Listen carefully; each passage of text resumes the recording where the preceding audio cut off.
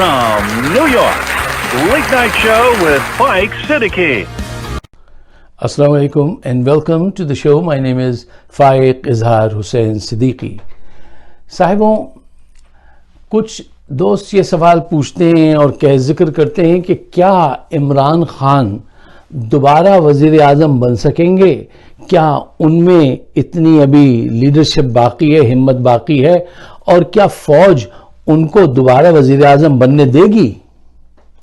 देखिए, इस आपके जहन में ये जो सवाल है इसको ऐसे बदल दीजिए, स्विच कीजिए कि हम इमरान खान को इंशाल्लाह दोबारा वज़ीर आज़म बनाएंगे और इस राह में आने वाली हर रुकावट को दूर करेंगे। सोच का महवर ये रखिए, सोच का महवर क्या क्यों वाला नहीं रखिए। क्यों? ये सच है कि उसके अंदर वो लीडरशिप बाकी है, उसके अंदर वो जज्बा है जो एक लीडर के लिए चाहिए होता है। देखिए, लीडरशिप जो है वो किसी पोजीशन का नाम नहीं है, ये एक्शन का नाम है, ये रिलेशनशिप का नाम है जो आप लोगों से कायम करते हैं और जो उम्मीद आस और रिलेशनशिप लोग आपसे लगाते हैं, ये होता है असल लीडर, जिसका मुजाहरा आप इतने बड़े बड़े जलसों में देखते हैं कि लोग खुद आते हैं, जबकि जरदारी और शहबाज को ये ताल्लुक कायम करने के लिए कीमे के पराठे और बिरयानी खिलानी पड़ती है। इमरान खान के साथ ऐसा नहीं है। देखिए, वो एक सच्चा लीडर है, ईमानदार लीडर है, पुरजोश लीडर है, अभी तक उसमें कुव्वत है, वो दोबारा वापस आएगा। देखिए, सच्चा लीडर वो होता है जो अपने नेक मकसद के लिए जान की बाजी लगाने तक पे राजी हो जाए और कहे कि मकसद हासिल करना ग्रेटर गोल है, ग्रेटर अचीवमेंट है बनिस्बत उसकी अपनी ज़ात के। इसके लिए मैं उनकी तकारीरें सुनता हूँ, हर जगह उनको इस क्राइटेरिया पे पूरा उतरता हुआ देखता हूँ। वो इसलिए वापस आएगा कि उसका विजन जो है, उसका जो ड्रीम है, उसको हकीकत में बदलने के लिए लोग उसके साथ हैं। न सिर्फ साथ हैं बल्कि ये भी देखना पड़ता है कि लोग किस हद तक साथ हैं। मैंने पिछले दिनों सुना टीवी पे कुछ लोग कह रहे थे, आप अगर हुक्म करें तो हम टैंकों के सामने लेट जाएं। टैंकों के सामने लेटने के लिए ज़हनी तौर से तैयार हैं लोग। एक दफा वो कह दे, इस दर्जा लोग तैयार हैं, इसलिए वो जरूर वापस आएगा। साहिबों, देखिए, वो करप्ट लोग आपकी दौलत मार के लंदन ले गए, ठीक है ना, उन्होंने आपका हक मारा, आप कुछ नहीं कर सके, वो ले गए ना। लेकिन अब आप एहतजाज तो कर सकते हैं। अगर आप एहतजाज नहीं करेंगे तो इसका मतलब है फिर तो आपने सरेंडर कर दिया। इसका मतलब इसके अलावा और क्या लिया जा सकता है? तो इन जलसों में आना चाहिए। इसमें आने से आप अपना ज़मीर, अपना जोश, जज्बा, अपनी हुब्बुल वतनी, अपना ईमान चेक कर लेते हैं कि आपके अंदर कितनी कुव्वत इन सब ब्रांचेस में मौजूद है। ये जलसे जो आप देख रहे हैं, ये एक किस्म का रेफरेंडम होते हैं। बार बार ये रेफरेंडम हो रहा है और पाकिस्तान के अंदर बाहर सबके दुश्मन देख रहे हैं, भारत में भी देख रहे हैं, यहां पे बाजवा साहब भी देख रहे हैं कि असल लीडर जो है वो ये है, कौम इसके पीछे है, उनके करप्ट लोगों के पीछे नहीं है। उनके पीछे तो वही है जो उनके पेड़ हैं, ठीक है ना। वो मजबूरन है, वो लोग भी मजबूरन है, जिस रोज सच्चे इलेक्शन हो गए तो वो भी सब इधर ही आ जाएंगे। तो वो 2/3 मेजॉरिटी से जीतने की अहलियत रखता है, अवाम इस दर्जा उसके साथ हैं, ये सब देख रहे हैं। अब हमारे बाजवा साहब जो हैं या फौज की जो भी आला क़यादत है, उसको चाहिए वो ईमानदारी से, हकीकत पसंदी से काम लें, इन हालात को वैसे देखें जैसे वो हैं, ऐसे नहीं देखें जैसे आप देखना चाहते हैं। ये बहुत बड़ी गलती होती है। हालात को वैसे देखिए जैसे वो हकीकतन हैं, वैसे देखने की कोशिश मत कीजिए जैसे आप देखना चाहते हैं। अभी तक बाजवा साहब की कोशिश ये है कि वो हालात को वैसे देखें जैसे वो देखना चाहते हैं।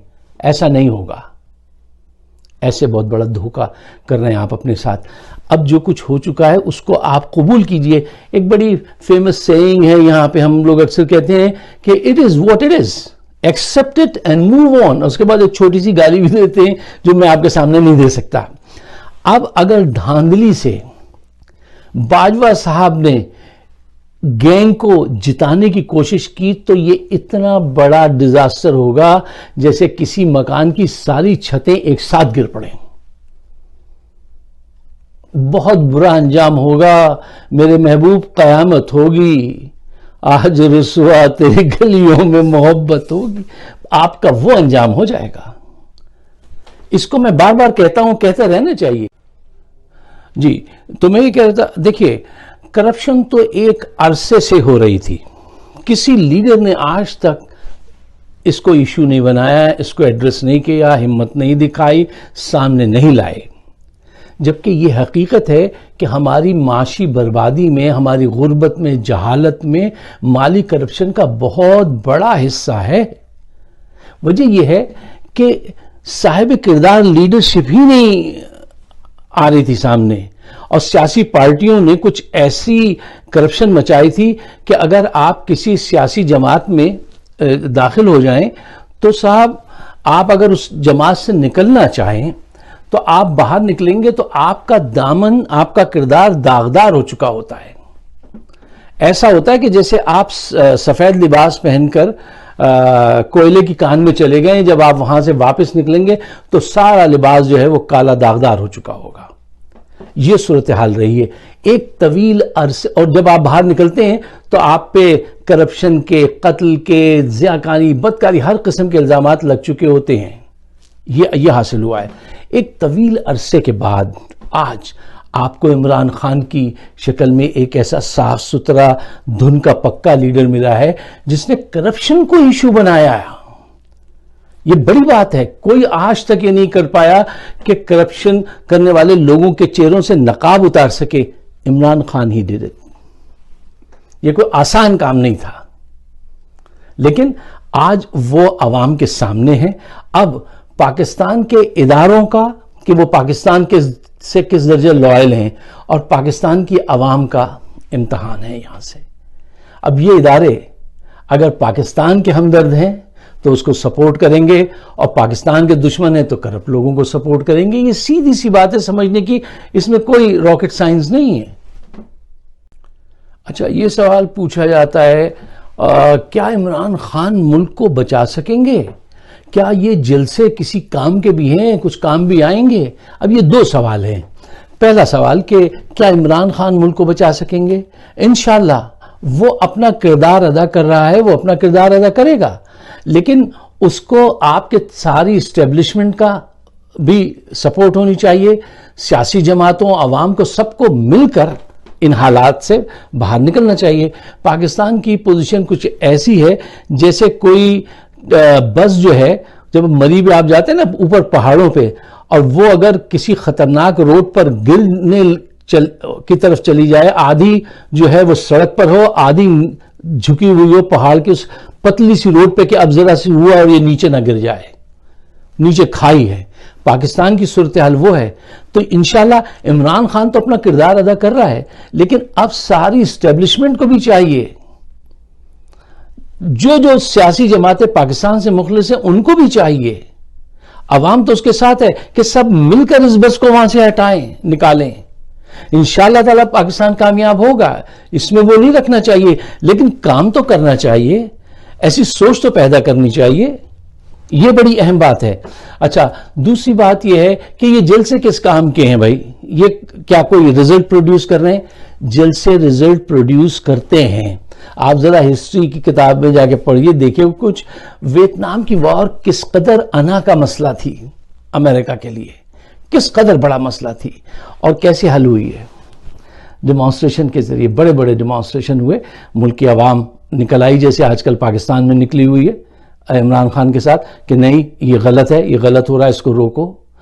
جلسوں سے روکے. کتنی بڑی بڑی تحریکیں ہیں, کتنے بڑے بڑے ظلم ہیں جو ان سے جلسوں کے ذریعے روکیں. تو اس کا اپنا ایک اثر ہوتا ہے, اور اس میں جو ہے سب کو مل کر کام کرنا چاہیے. ورنہ آپ کے اندر اور باہر سب طرف جو دشمن ہیں وہ یہ چاہتے ہیں کہ حالات اس درجہ خراب کرو کہ اکانومی اتنی برباد ہو جائے کہ وہ IMF والے ایڑیاں رگڑوائیں, قرض دینے والا دھتکارے, مہنگائی آسمان کو چھوئے, اور عوام اور فوج جو ہے وہ آپس میں ٹکرا جائیں.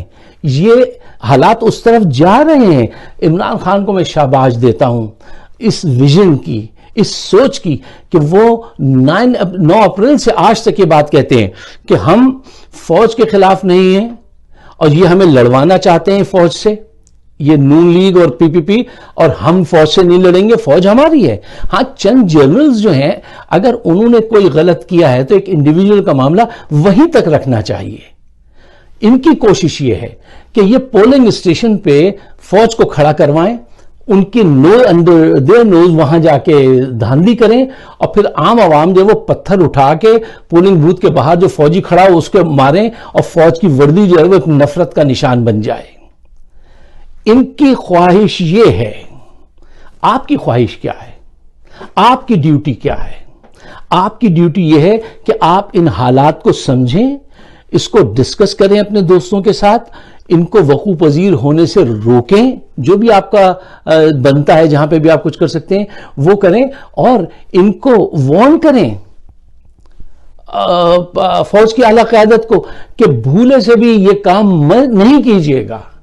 میں ہر پروگرام میں کہتا ہوں اور کہتا رہوں گا, یہ ہماری ڈیوٹی ہے یہ کہنے کی کہ یہ جو دھاندلی کے پلان آپ الیکشن کمیشن کے ساتھ بنا رہے ہیں, اس کو جو چھوٹ دی ہوئی ہے باجوہ صاحب نے, خدا کے واسطے یہ مت کیجئے. اگر آپ نے دھاندلی کے ذریعے ان کو اس ضمنی انتخاب یا آنے والے نیشنل الیکشن میں جتانے کی کوشش کی تو اس کے اتنے خطرناک اور گندے لفظ استعمال کیجئے, گندے نتائج سامنے آئیں گے کہ مدتوں تاریخ میں لکھے جائیں گے. اس سے دور رہیے, آپ آگ سے مت کھیلیے, آگ سے جو کھیلتا ہے وہ جلتا ہے. ایک نادانی آپ 9 اپریل کی رات کر چکے ہیں. اب یہ دن کی روشنی میں یہ جو نادانی الیکشن کمیشن کے ذریعے کچھ لوگ کروانا چاہتے ہیں اور آپ یوز ہو رہے ہیں اس میں, اور یہ ضمنی انتخاب میں جو کچھ لاہور میں ہو رہا ہے, مجھے وہاں کی ایک ایک پل کی خبر ہے. جو کچھ آپ کرا رہے ہیں یہ غلط ہے. پاکستان کا بہت بڑا نقصان ہو جائے گا. اس سے دور رہنا چاہیے. آپ کو اگر میری بات سمجھ آتی ہے, آپ کے دل پہ بھی ایسی لگتی ہے جیسے میرے لگتی ہے, تو پاکستان کے بہتر مستقبل کے لیے اس کو شیئر ضرور کیجیے, اور مجھے اپنی رائے سے ضرور آگاہی دیجیے تاکہ ہم بھی اپنا کام, اپنی جد و جہد جاری رکھ سکیں. مجھ سے وہ ہمیشہ کہتے ہیں آپ شروع میں کہیے کہ ہمارا چینل سبسکرائب کریں, میں بھول جاتا ہوں, تو وہ میرے ذہن میں یہ چیز ہوتی ہے کہ بھئی کیا بات کرنے جا رہا ہوں میں, تو پھر دوبارہ آج اینڈ پہ یاد آئیے, اگر آپ مناسب سمجھیں تو ہمارا چینل فائق صدیقی شو, اس کو ضرور سبسکرائب کیجئے. آپ کا بہت بہت شکریہ.